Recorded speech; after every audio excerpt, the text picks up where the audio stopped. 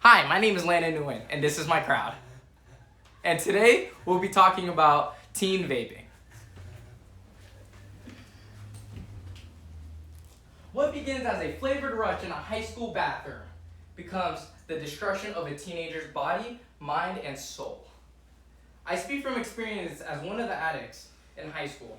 And as someone that experienced all my best friends lose their mind from THC cards. I know what it has done to the body from its substance and what is gone, which is the motivation, mental health, and life's potential.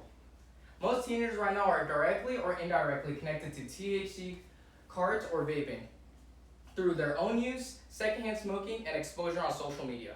Even if schools and it affects schools, families, and athletic programs and mental health intuitions. Vaping nicotine and THC cards is a problem for teen development by putting their physical and mental health and academic success at risk. However, these risks can be reduced with the increase of school intervention programming and increased school-based mental health resources. Before understanding the need for interventions, it is crucial to understand why vaping is such a big problem. Teen vaping and THC card use is a widespread and growing public issue. So I want to talk about the rates among the teens. According to the CDC, millions of middle school and high school students are currently using e-cigarettes and vaping. It's the most common use of tobacco among the youth. THC use has been increased. Children believe that cannabis carts are safer than smoking nicotine, but investigations reveal that a lot of THC carts actually contain pesticides. This is according to the NIDA. Misconceptions give rise to usage. The children like vaping because of the different flavors, and they may think that it's not so bad, and it's marketed mainly towards them. Social media culture and music culture promote substance use as high status for creativity or for release. For example, the rapper Yeet, during his come up, said that vaping was good and all high schools should allow it. Vaping and THC cards negatively impact physical, psychological, and educational lives among teenagers. Negative health consequences. Teenagers are at risk of developing a nicotine addiction because their brains are more susceptible to change. This is according to the U.S. Surgeon General. Physical symptoms from vaping include potential chest pain, difficulty breathing, decreased appetite, and poor athletic ability. Cannabis is also bad for the adolescent brain because it creates anxiety, depression, paranoia, and psychosis. And even worse, adolescents are using high-potency products. The THC use in teens can cause them to develop cannabis hypermenace syndrome, which is pretty much when every time they smoke weed, they'll get sick and they will require hospitalization. Educational and motivational decline.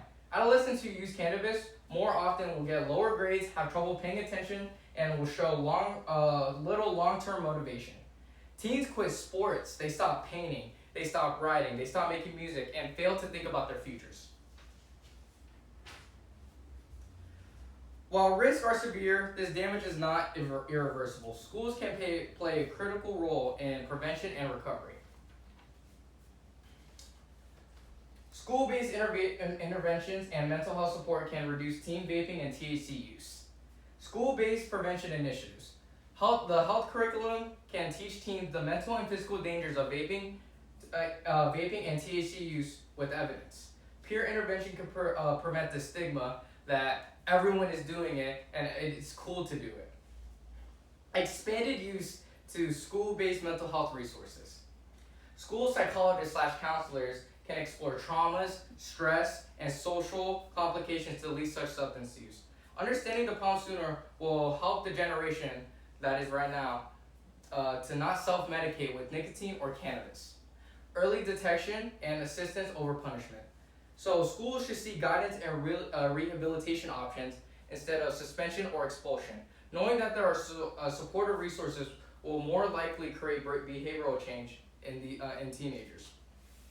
Dangers of delayed intervention can be understood by personal experiences. So personal nicotine addiction. Imagine a teen with a bright future in basketball. He is the star of the basketball team, and he goes to one function, takes his first hit of nicotine. He goes into a shop and buys one the next day and smokes it every day and can't seem to stop. His diet goes out the window and his health goes down the drain. During practice, he pukes. During doing suicides, he starts to cough off blood. His bad decisions cause his team to be 1 in 15. This happened to me. I was him and became a shell of my former self. I had all the wrong influences in my life like Johnny Manziel and Too Slimy. My dear friend Lil Lo was a teen with a bright future with a booming TikTok account. He smoked so much carts he developed weed psychosis. He was addicted and needed rehab. The worst part was he gave up on his TikToks and his grades started slipping. I thought he was going to boss up and quit, but he chose a life in the trenches. I had to break the news that me and him can no longer be cool because he was acting like a fool. Mental health resources in school and prevention would help both incidents before it was too late. All right, teenagers vaping and THC cards are detrimental to development, but school intervention and mental health resources accessibility can make a difference. I ask you to endorse health curriculums and mental health resources in school. Advocate for the truth, be there for a friend in need, and do not succumb to social constructs that promote adolescent substance use. What's a temporary relief when you could have a life-altering experience for a teen? Prevention doesn't happen in hospitals and in courtrooms. It can be fixed in schools through discussions and interventions before it's too late. Thank you for listening to my speech. Bro,